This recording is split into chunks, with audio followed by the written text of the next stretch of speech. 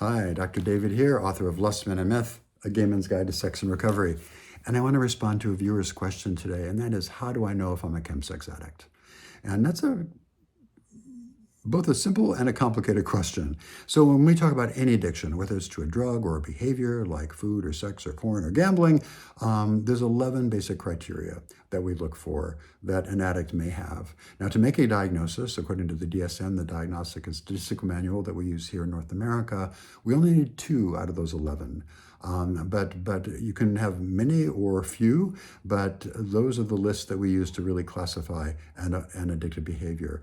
Of those 11, there are 3 that I really focus in on that I think are the key ones that we need to talk about. One is, do I have an obsession with this drug or this behavior? Meaning, do I think about it all the time? Am I preoccupied with it? Am I either engaging in the behavior or thinking about the behavior? Am I planning? Am I setting aside time on my weekend? Am I getting cash ready? Am I looking up sex workers online or assembly cash to contacting my dealer, getting ready, all the rituals that go into that addictive expression. So that really exemplifies an obsession with the behavior, and I'm thinking about it a lot. It extends its welcome in our brains, basically, by preoccupying our thoughts a lot to focus toward the addiction. That's one thing. The second one is that I've lost control over this behavior. So addicts are notorious for sort of drawing lines in the sand and then crossing them.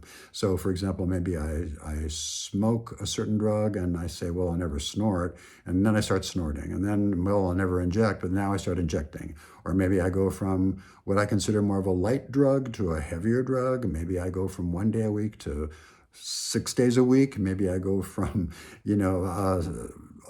all of those things combined into more things. So I think we really sort of look at that losing control of the behavior itself, and that's notorious. Addiction is a progressive disease, meaning it'll catch up with you and it will continue to progress. We can cross those lines before we know it. The third criteria that I think is really important is adverse consequences.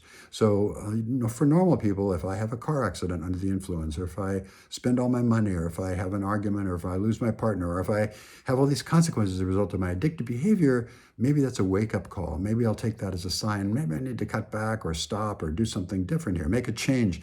Addicts plow forward despite that. They don't make those changes despite those adverse consequences.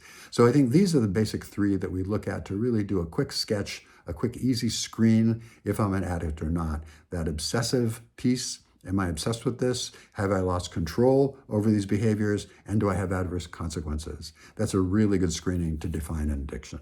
Dr. David here, signing out.